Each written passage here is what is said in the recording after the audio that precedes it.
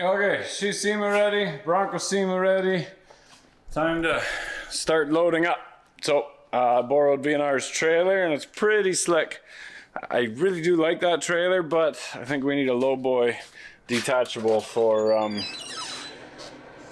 the tank because I think we're over height on that one. But truck's been trying to warm up, still pretty chilly out.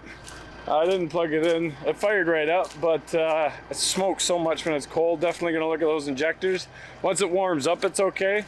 But plan is to put the Bronco on the top, over top of the fifth wheel, then the C10, and then the F350. So what's nice about this trailer is it'll actually tilt all the way. So this becomes one big giant ramp. This will meet up with here. So I can winch the Bronco on. I have about a foot extra for the tires, which isn't a whole lot, but it should be fine. It should be no problem. I think if I tie them both back, yeah, it'll be fine.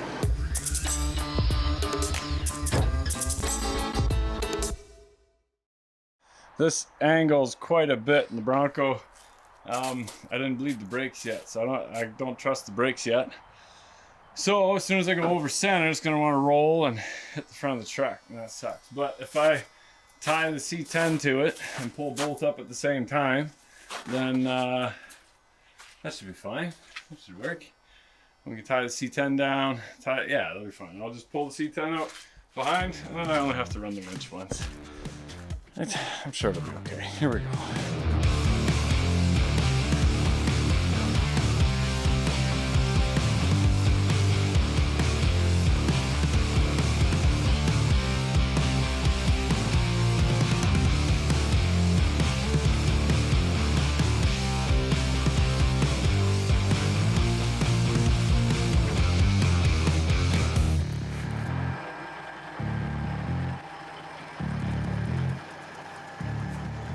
Okay, so I'm like 2 hours late. Aaron his whole family just got sick, so I also have to set up tonight.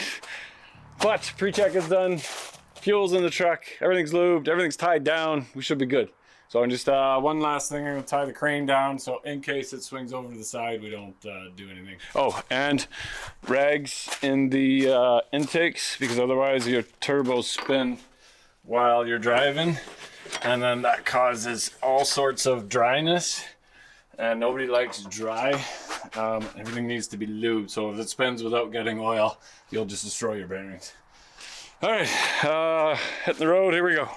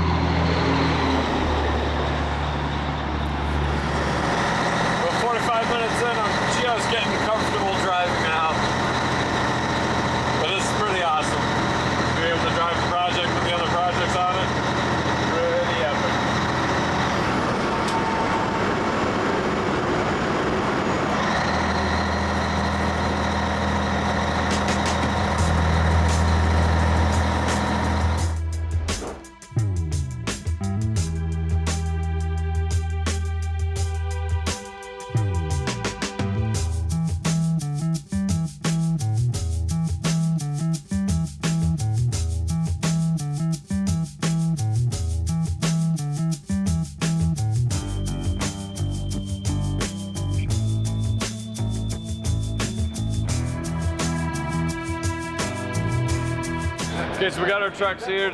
Yes, they are SEMA ready, but the transport truck is not. We hauled them here with the transport truck. It was awesome. The F350, I did not do anything on it because I was getting C10 and the Bronco ready for the show. Working crazy hours. I'm happy that this is over so we can slow down a little bit. I'm back on the F350, but while we're here, I want to show you guys some of the cool builds that are at Motorama. So yeah, let's check it out. Here we go.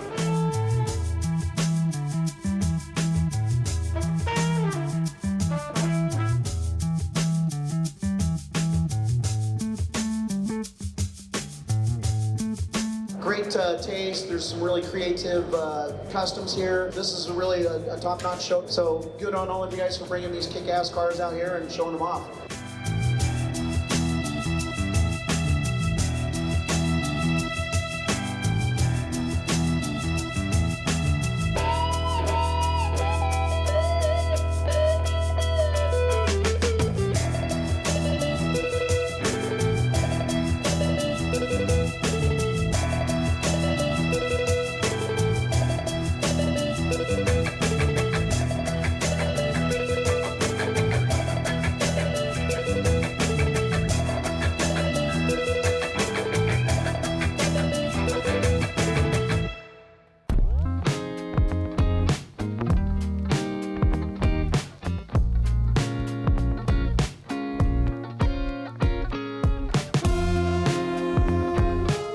Okay, so this one is right up my alley, 1936 International, and kind of, I feel that we could be really good friends because you can see the attention to detail on the framework, the bodywork, the way that they built this thing and the idea they had for it.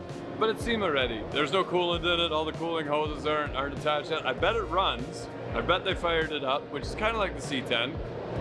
But regardless, this thing's gonna be pretty awesome when it's done. So really nice long ride. I think they got the stance right. I think they got the look right. It's not matte black. It's like this this copperish kinda. So it's like a, I'm sure in the sunlight it'll pop really, really nice. But really cool build regardless.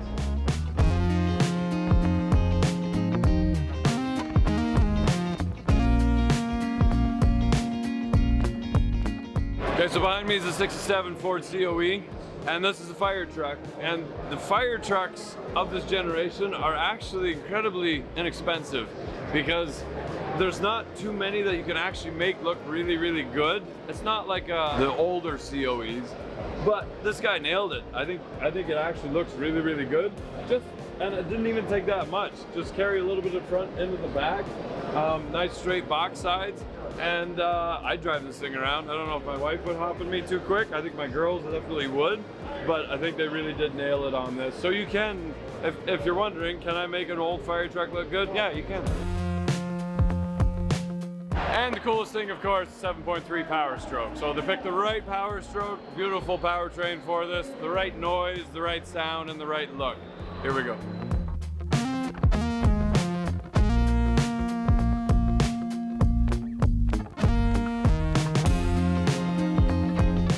So this 62 GMC is just a showpiece for cleaning products, but I do really like it. It's like the stellar opposite of our 64 C10, and I can definitely appreciate all the work that goes into it. You can see the right down to the billet hood hinges and the way all the lines line up perfect. Did a really nice job with this one. It wasn't a competitor, but she's beautiful.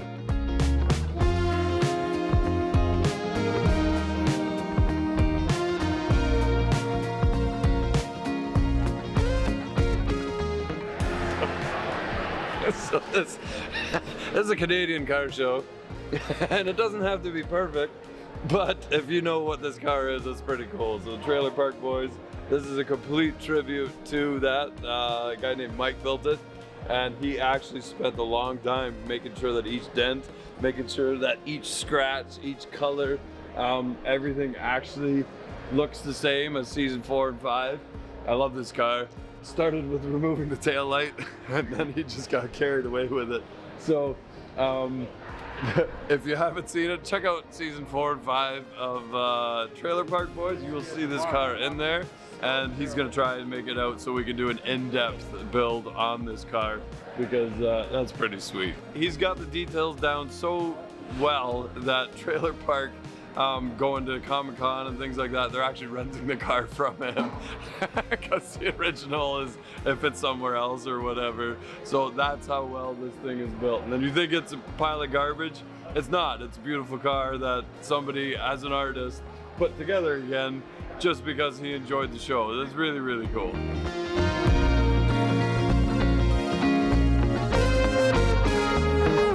All right, we're here with David, or Jesus, yeah, and you have a 48 Fleetmaster convertible. Now, this is one thing that you guys never really commented on. I've had this car in the shop for like 2 years on the hoist, all the body panels hanging up.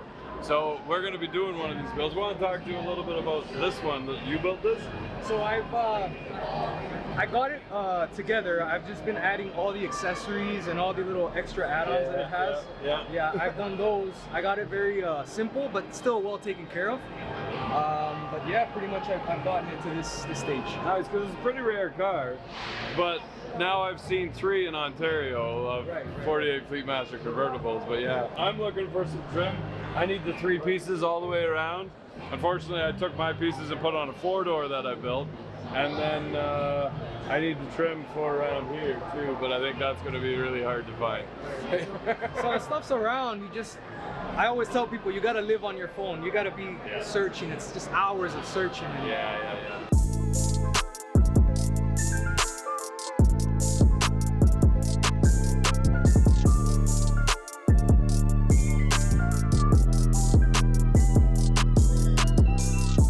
Okay, so of course this one caught my eye. This is a 1979 Austin Mini with a 12-valve Cummins in it, because of course I kept saying to a lot of people, an engine should fill the engine bay, but let's just make the engine the car, because basically this is just a tiny little cabin space attached to an engine. Our 12-valve P-pump with an NV 4500.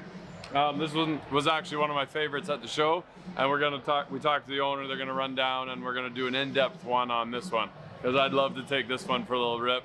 This one is a Timmy's run for sure. There we go. And one really did stick out. We're into any sort of crazy swap, and a little 79 Austin Mini caught my eye.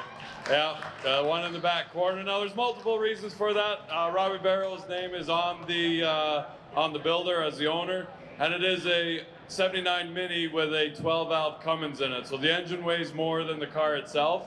Everybody's enthusiastic about the car. The whole family is. So and that's what we love about the car community, is bringing everybody together. And if you get the chance to build something with your kids, with your grandfather, with whatever, that is more important than the final product that comes out. So just for that, I want to give the award to you guys. That's my favorite. Is Robbie here? Or yeah, Robbie. There you go. So yeah, come on up. Thanks, Robbie. I hope that you bring it down and we can do a feature on the channel, and then everybody can see the ins and outs of this build. So thank you very much.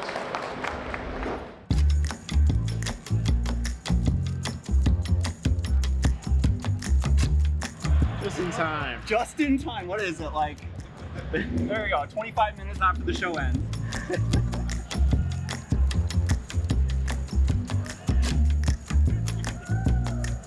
One person commented, he's like, he went right over top of the keyhole. I'm like, yeah, I know. I'm like, there's a whole panel here that has to go on yet. Yeah. There's holes. There's holes right here. Yeah. I'm like, I left that so that I don't wonder what you get. yeah, I know. I appreciate that. So I got to polish that whole panel and straighten it out. Got a couple things and dents in it yet. So yeah. SEMA Ready.